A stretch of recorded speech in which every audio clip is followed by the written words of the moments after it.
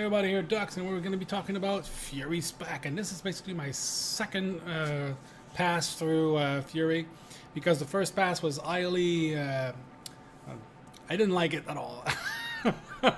I felt I was missing something, and then they changed it in the last build a little bit. They basically nerfed Bloodthirst, and they buffed a little bit Furious Strike. Let me check, making sure. Sorry, Raging Blow. Raging Blow. I think it was, pretty sure it was either Raging Blow or Furious Slash, one or the other. They buffed one and then they nerfed Bloodthirst. But again, it made sense because the way I saw the spec before was that you were healing way the fuck too much and you just couldn't kill the thing. It was just taking so fucking slow. It felt slower in a tank. That's also I felt. Now, with the changes, it feels like you're killing stuff at a very decent rate. You still have a decent amount of AoE as well, and your healing is all right. It's not the greatest, but it's not the worst either. It's kind of like, you know, it could be a little bit, just a tiny bit better. Not a ton, but just a tiny bit. Like, especially when you pull a lot of mobs, you'll tend to go down a bit, but then you'll regen. Or you can use your Enrage. I think it's called Enrage Regeneration. Yeah, Enrage Regeneration will heal you a little bit back up as a cooldown. But besides that, it's all Bloodthirst. And second win if you picked it up. So here's what I picked. Again, people might change what they want depending on what they're fighting. You have Shockwave here. Everybody knows. I'm not going to go through it. It's basically your conal stun. Hasn't changed. And cooldown is reduced by 20 seconds if it strikes less, at least 3 targets. Sorry. And then you got Stormbolt, which everybody knows as well. That's nothing new there. Hurls it at your weapon at an enemy, causing 10k-ish physical damage, and stunning. For 4 seconds. Deals quadruple the damage to the target, permanently immune to stun. So if it can't be stunned, you still use this because it deals 4 times the damage, which makes it 40k, which makes it really good. Meat Grinder is what I picked. Passive, Whirlwind causes your next Rampage to strike up to 4 additional targets for 50%. So Rampage basically hits 5 times. Now you making this happen on 4 different targets if they're around you. Hits massive amount of damage. Really, really good to have. So it basically kind of creates an AoE without, you know, technically that big. Well, it's not necessarily an AoE, but it creates one by having that, or at least has a. Oh yeah. So then the next one, I picked the War Paint. Reduces the damage taken effect of Enrage by 20%. Enrage, you're gonna get that fairly often throughout a fight. Initially I was picking Furious Charge, but it's useless because usually you'll use at least Enrage 2, maybe 3 times during a fight, and therefore it makes it 15 seconds at least that you're gonna be getting that 20% damage, less damage. This one, it's when you charge. Unless you basically go out and recharge again, you're just wasting time. You're just gonna basically, you're probably gonna use more Enrages to do that anyway. And then you have Bounding Stride, which is Heroic Leap cooldown is reduced by 15 seconds, and it also increases your run speed by 70% for 3 seconds.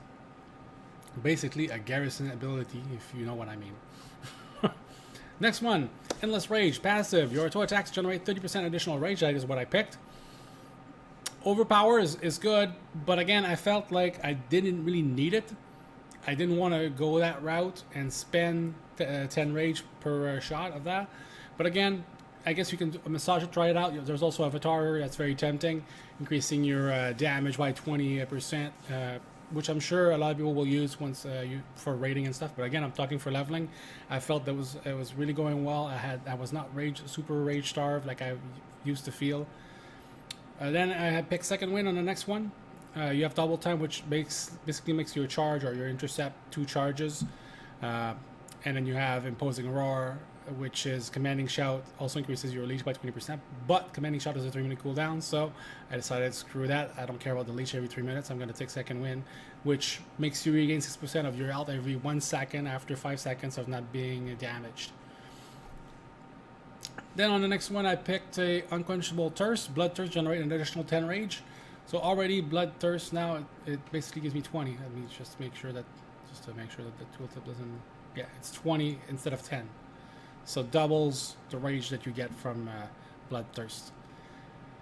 Frenzy, Furious Slash increases your haste by 5% for 10 seconds, stacks up to 3 times for 15%, and then you have Blade Storm.